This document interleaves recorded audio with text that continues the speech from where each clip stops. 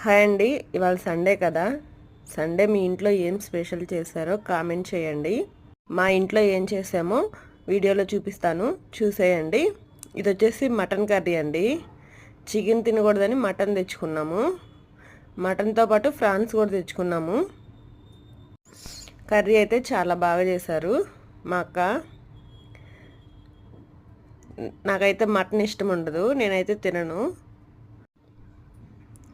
చూడ్డానికి భలే యమ్మీగా ఉంది కదా.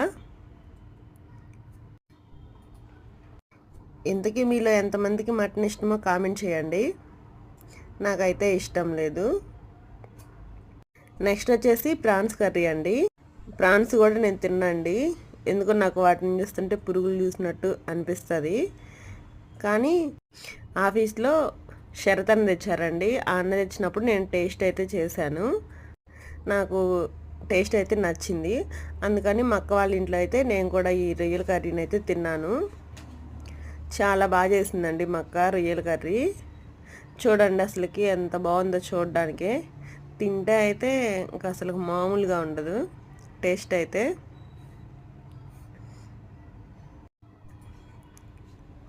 నెక్స్ట్ వచ్చేసి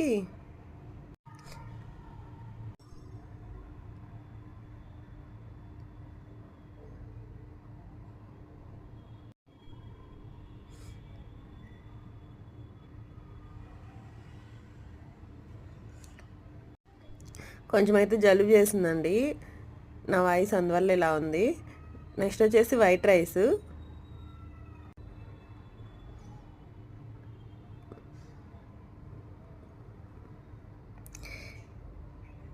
కర్రీలోకి నంచుకోవడానికి ఆనియన్స్ అయితే ఇవ్వండి. మా అక్క కట్ చేసింది, భలే కట్ చేసింది కదా.